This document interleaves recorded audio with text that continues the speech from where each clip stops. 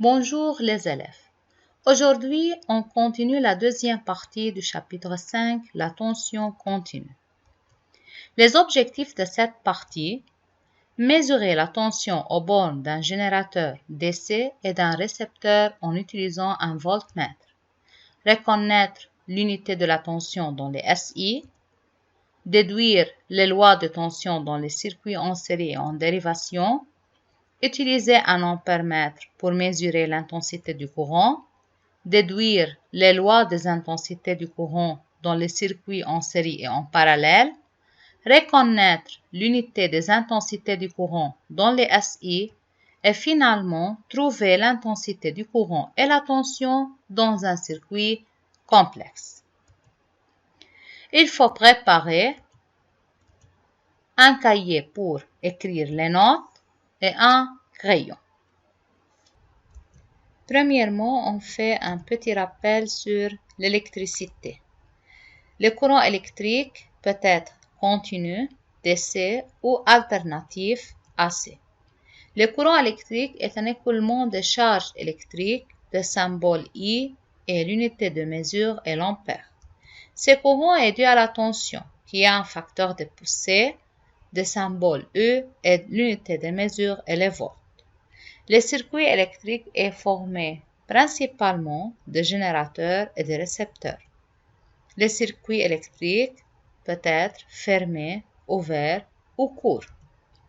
Les charges électriques coulent de la borne négative de la pile à sa borne positive, tandis que le courant électrique passe par convention de la borne positive de la pile à sa borne négative.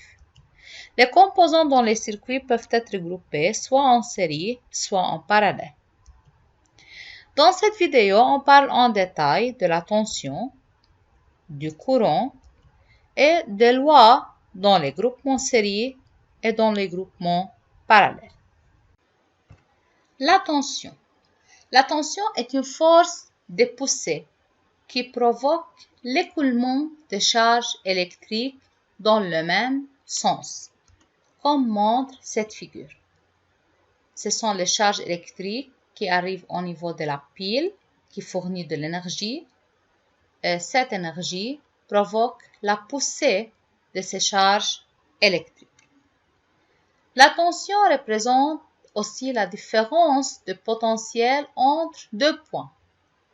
Par exemple, entre deux bornes de la pile ou entre les bornes de la lampe. Le symbole de la tension est E, l'unité des mesures est le volt, et on utilise encore une autre unité, le millivolt. Pour convertir des volts en millivolts, on multiplie par 10 à la puissance 3. Et pour convertir des millivolts en volts, on multiplie par 10 à la puissance moins 3.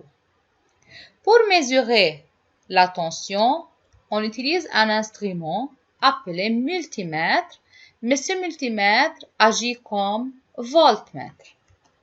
Cette figure représente un multimètre et c'est le symbole du voltmètre.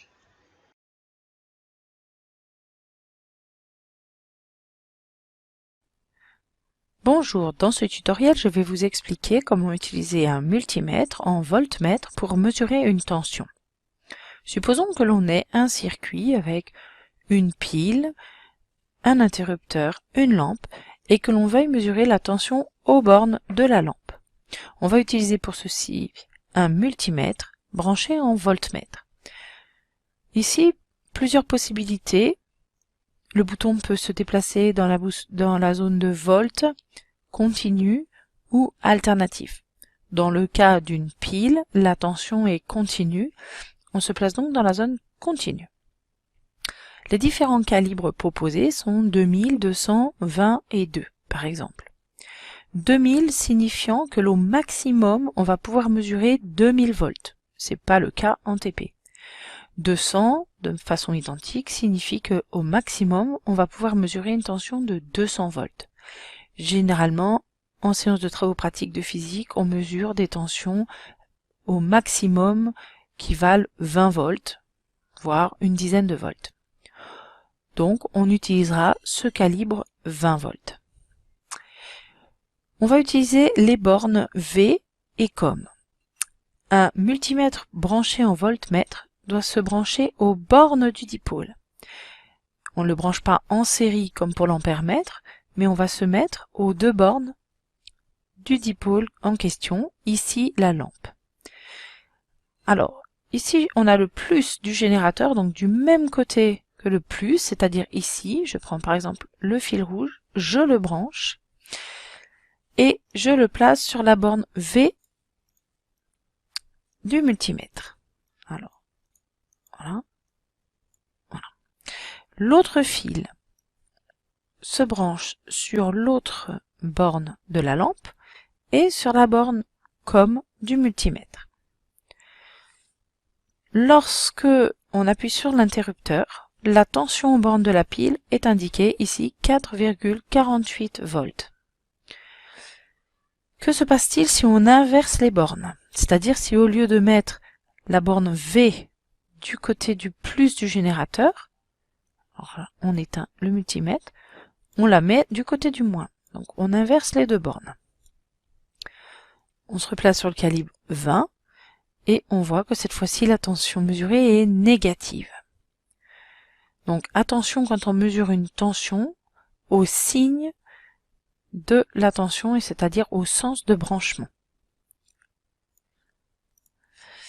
On peut aussi mesurer la tension aux bornes de la pile en déplaçant les deux fils que l'on place. Alors on va remettre ça et le replacer sur la borne V et la borne COM sur le moins. On peut mesurer la tension en se repassant à nouveau sur le calibre 20, en ayant fermé par exemple avant, et on mesure la tension aux bornes de la pile. Voilà, je vous souhaite une bonne utilisation du multimètre pour mesurer une tension. Comment utiliser alors un multimètre agissant comme voltmètre? Les bornes COM et volt sont utilisées. Comme si on remarque cette figure, alors on choisit la borne V et la borne COM. La borne V et la borne COM. Il faut sélectionner la zone spécifique pour la tension continue et choisir le calibre convenable. Comme encore montre cette figure, c'est la zone spécifique pour la tension continue, DC. Le multimètre doit être relié ou connecté en parallèle aux bornes de la pile, comme montre cette figure, ou aux bornes de n'importe quel composant. Maintenant, remarquez bien, si la borne COM est reliée à la borne négative de la pile, dans ce cas, la valeur enregistrée est une valeur positive. Mais par contre, si la borne COM est reliée ou connectée à la borne positive de la pile, dans ce cas, la valeur enregistrée est une valeur négative. Alors, dans le premier cas, la valeur est positive si COM est relié à la borne négative de la pile, et dans le deuxième cas, la valeur enregistrée est négative dans les cas où la borne COM est reliée à la borne positive de la pile. Pour lire la valeur affichée par le voltmètre, il faut suivre cette règle U borne volt borne COM. Par exemple, supposons qu'on a ce circuit où on a un voltmètre qui est relié aux bornes d'une lampe A, B, de façon que la borne COM est reliée à la borne B. Alors, la borne COM est reliée à la borne B et la borne volt est reliée à la borne A. Pour lire cette tension, on dit EAB parce que A relié à la borne volt et B relié à la borne COM. Dans ce cas, la borne COM qui est reliée au point B et le point B est reliée à la borne négative de la pile, donc la valeur enregistrée dans le voltmètre est positive. Mais si on convertit les bornes, c'est-à-dire que la borne COM sera connectée à la borne A, c'est-à-dire à la borne P positive de la pile, dans ce cas, la valeur enregistrée sur le voltmètre est une valeur négative, de façon que UAB est égal à moins UBA. Même valeur, mais la signe est négatif.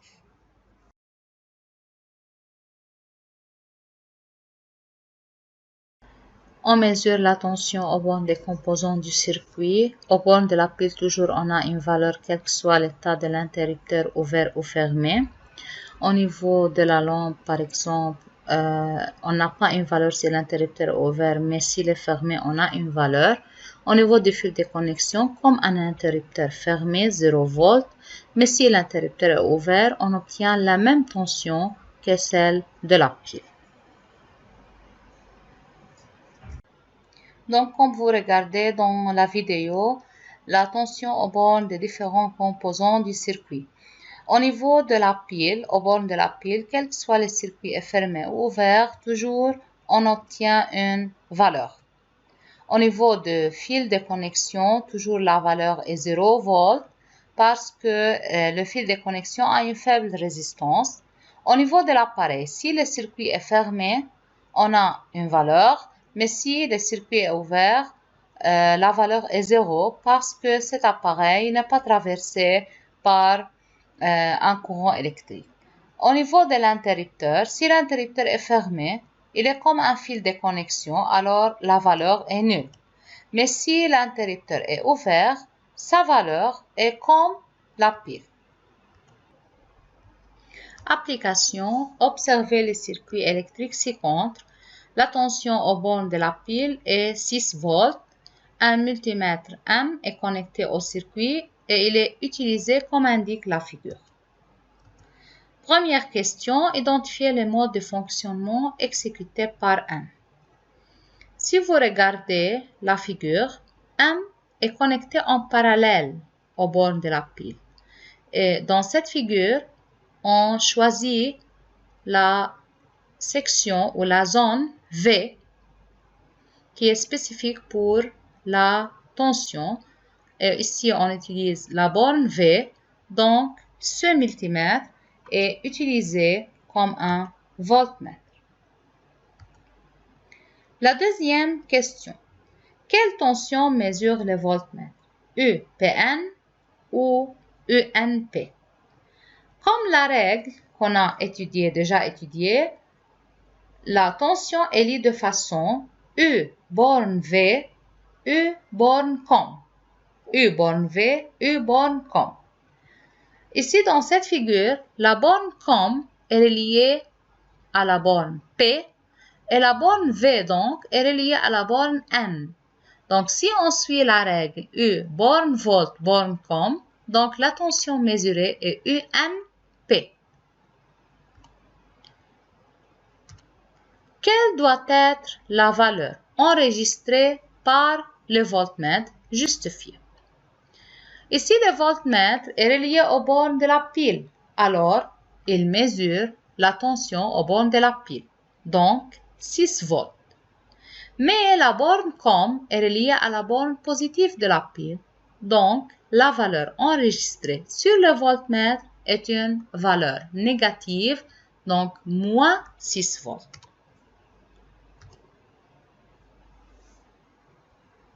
La question 4. Indiquez la tension UPN, U de l'interrupteur ouvert, U de la lampe et U de fil de connexion. Pour UPN égale UNP, mais des signes opposés, alors 6 volts. Pour l'interrupteur ouvert a la même tension que la pile, alors 6 volts.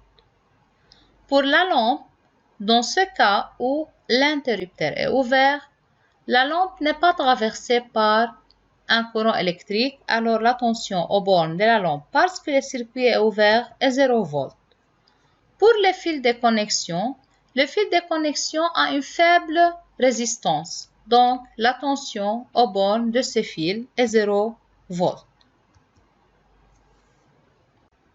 Le résumé à la fin de cette vidéo, la tension est de symbole E. C'est une force de poussée, l'unité de mesure est le volt. Elle est mesurée par un voltmètre qui est connecté en parallèle et on utilise les bornes V et COM. La valeur 0 est obtenue aux bornes du fil de connexion, aux bornes de l'interrupteur ouvert et aux bornes d'un appareil dans le circuit ouvert. La valeur spécifique est obtenue aux bornes de l'interrupteur fermé, aux bornes du générateur, eux-mêmes aux bornes d'un appareil dans un circuit fermé.